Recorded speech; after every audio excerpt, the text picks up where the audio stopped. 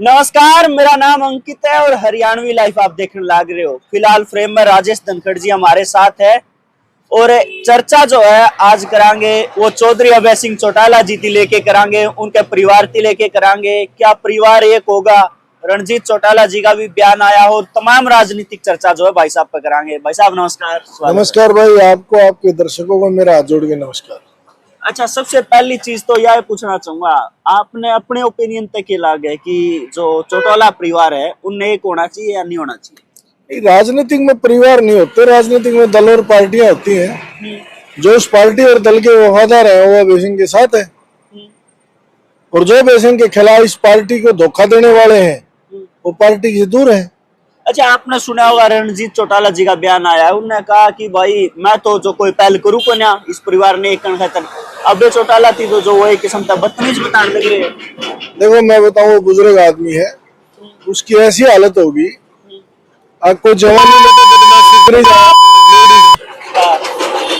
सात और बुढ़ापे में सत्संग करे फिर ज्ञान बांटे। रणजीत चौटाला का इस तरह का एक मजाक किया ऐसी बात है जो अबे को बदतमीज कर रहा है। जो आदमी दो बहू अभय सिंह की और अजय सिंह की, नैना और सुनैना हजार मुझके सामने चुनाव लड़ रही थी, बताओ आप लड़ रही थी या नहीं? जो अपनी पुत्र बहुआ के सामने चुनाव लड़े फिर वो चाचा कब आवे? शर्म तो उस दिन आनी चाहिए। दिख रहा तेरा बड़का ही बहु चुनाव लड़े हैं, तो छोड़ के अपने घर में पोता पोतिया निकला। रवि चौटाला और जो है अजय चौटाला की पत्नी चुनाव लड़ने लग रही थी, लेकिन वो आपने स्टार्टिंग में कह तो दिया वो अलग पार्टी थे, अलग दल थे। तो फिर आज परिवार की बात क्यों करे है? रानिया के अंदर अपना पोता ऐसे चुनाव लड़ा, खाली तो ही बहुआ दौरा खाली तो ही। जो बहुआ दौरा हार गया, पोता दौरा हार गया, आज चाचा चाचा करता है तो उस बुढ़ी वाली हालत है भाई। परिवार के बुजुर्ग है, देखो सम्मान तो मिलना चाहिए। सम्मान मिलना चाहिए, सम्मान तो उस बुढ़िया ने मिलना चाहिए। थोड़ा मर्यादा में तो बोल लो या को मर्यादा गैर मर्यादा की बात है। जवानी में बदमाशी करे, बुढ़ापा में सत्संग।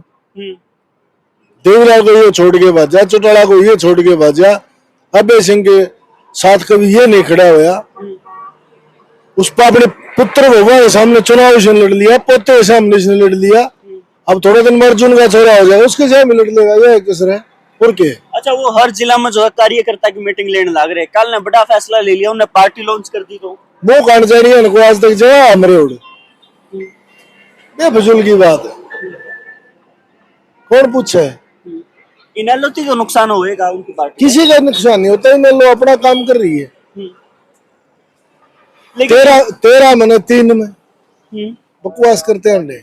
एक तरीका देखा जाए देवीलाल की जो है अगली पीढ़ी में तो सिर्फ इकलौते हुए जीवित है, वो दावा भी ठोक सके भाई अगले असली वारिस हम। देवीलाल की पीढ़ी में आजा बेसिंग जीवित है, जो देवीलाल की लाई हुई इंडियन नेशनल लोकदल पार्टी का राष्ट्रीय पीढ़ियां नहीं होती, राजनीति में वारिस होते हैं।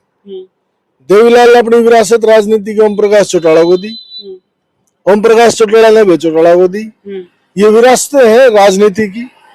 और मैं उस गांव का ना चौकीदार ना मैं उनकी दाई, कौन किसका पोता कौन किसका भाई ये तो बताओ। हजारों परिवार है ऐसे, कौन किसकन जाना है।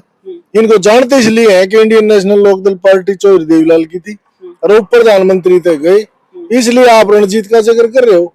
लाखों रणजीत तो परिवार अजय नाम के हजारों भाई अलग हो रहे हैं, कौन पूछा है? आप इसलिए सवाल कर रहे हो ना। इंडियन नेशनल लोकदल पार्टी है और चौधरी देवीलाल की पार्टी है। उस पार्टी का राष्ट्रीय अध्यक्ष कौन है? बल्ले कोई है। एक चीज देखी धनखड़ साहब, जहां इनेलो के मतलब कुछ खिलाफ में बात आओ आपका टीस हो है, ये रिश्ता मेरा इनेलो के टीस हो, मैं इनेलो का प्रवक्ता हूँ, मेरा इनेलो से को लेना देना है। पर एक सामाजिक बात करना कोई बुराई थोड़ी है। राजनीतिक लोग हैं, राजनीतिक पार्टियां हैं। राहुल गांधी, वरुण गांधी भी एक दादा की औलाद है, वो बीजेपी में, वो कांग्रेस में है। बताओ इसमें क्या करोगे? लालू का परिवार भी अलग है, मुलायम का भी अलग है, इनका भी अलग है। तो नुकसान तो झेलने लग रहे हैं। कौन किसका नुकसान है? 2 सीटा भागे कमाल करो। अगर उल्लू से भाग उजड़े तो एक भी फल ना लागे। इन्हें दिन में दिखाई नहीं देता, उल्लू की तरह है लोग। तो 2 सीटा पागी वह पार्टी जो लगातार सरकार बना के दिस फालतू और के नुकसान होगा। बीजेपी की भी कभी 2 सीट थी, तो वो तो आज फायदा में है, प्रॉफिट में तो है। कभी ये भी फायदे में हो जाएंगे। वो तो फिर कभी जेजेपी भी उठ जाएगी। हाँ, उठ जाए, क्या बात है। रणजीत तो उसका जो पार्टी बना हुआ वह भी सत्ता में आ जाए। अगर जेजेपी ना उठेगी तो उठक बैठक मार के सेहत तो ठीक हो जाएगी। दगा किसी का सजा नहीं को कर देखो, और ना जेजेपी वाले यहाँ कर देखो। 10 सीट लेके किसानों के साथ दगा कराया था, कूड़ में बैठ गए। वो तो दुष्यंत चौटाला नु का नहीं ले तो बोले ये पार्टी तोड़ दे रहे एमएलए। फिर पार्टी तोड़ दे, कुलदीप बिश्नोई तोड़ दी, गद्दार तो ना कहा वो प्रचार तो कित गया। कुलदीप की राजनीति खत्म होगी फिर। किसी की नहीं होती, हारने से राजनीति खत्म होया करेगी। देवीलाल भी हारा था, खत्म होगी। दोनों बात मत करो। पत्रकार का काम है पहले पढ़ के आया करो, शिक्षा करो, फिर सुबह सवाल कराया करो। चुनाव हारने चुनाव जीतने से किसी की विरासतें खत्म नहीं होती। सीएम के जो है दावे उनके समर्थक कराया कर दे, आज जो है एक विधानसभा जितनी ओके हो रही है तो कोई बात नहीं। देवीलाल नहीं आया क्या किराए से, उसके बाद उप प्रधानमंत्री तक नहीं गया, ये क्या बात है। नो डाउट वो एक युवा बालक तैयार गया था देवीलाल तो, लेकिन वार और यार आप एक चीज मानो, ऐसा है जब ताकतवर आदमी होते हैं, अभय सिंह चौटाला को हराने के लिए कांग्रेस बीजेपी एक हुई, और कुलदीप बिश्नोई को भी हराने के लिए कांग्रेस और बीजेपी एक हुई।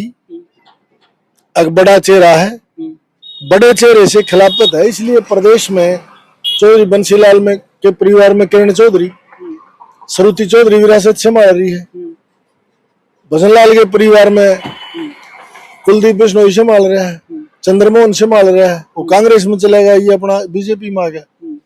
ये चीजें होती है राजनीति में, जो अपने बाप दादा की विरासत को आगे बढ़ाते हैं वही उस राजनीतिक पार्टी के वारिस होते हैं। चलो आप वाली बात पर आ जाए, फिर तो कांडा साहब ने भी कह दिया बोले अर्जुन भी जो है खट्टर साहब की मेहरबानी तो जीता है। अरे कांडा पंडा के कांडा कांडा कर रहे हो,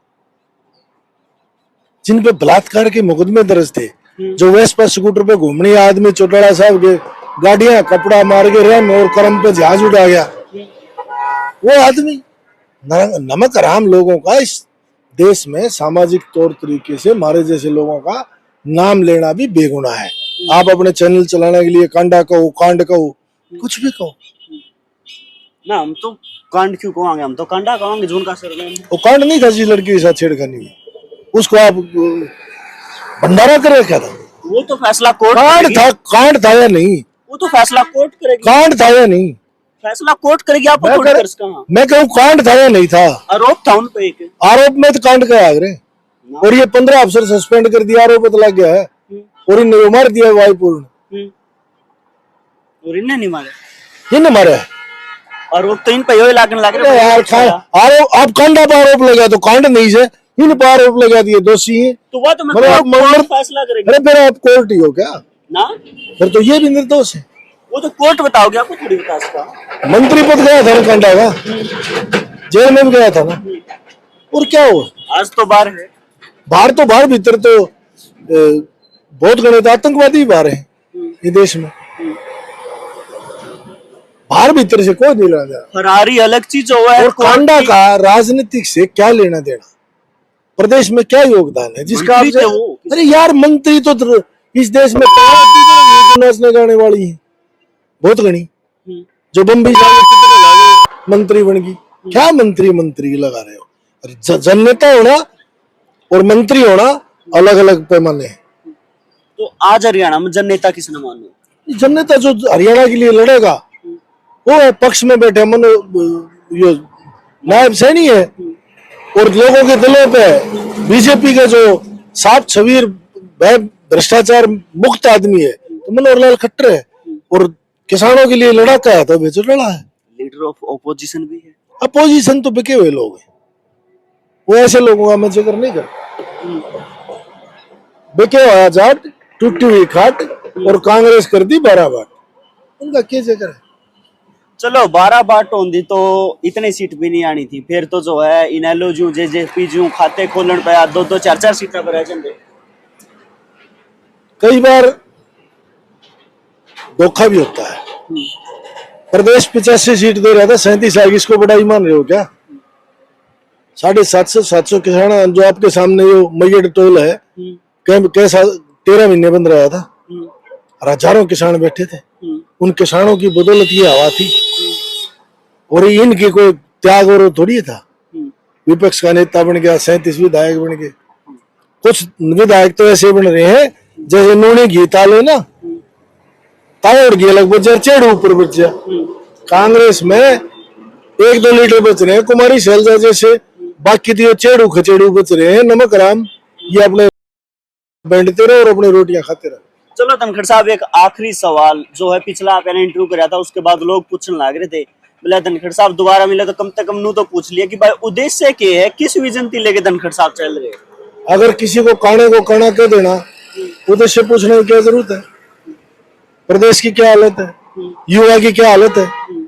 15 से 20 साल का आदमी एजुकेशन के लिए तड़फ रहा है, 20 से 30 साल का आदमी रोजगार के लिए तड़फ रहा है, 30 से 40 साल का आदमी शादी के लिए तड़फ रहा है।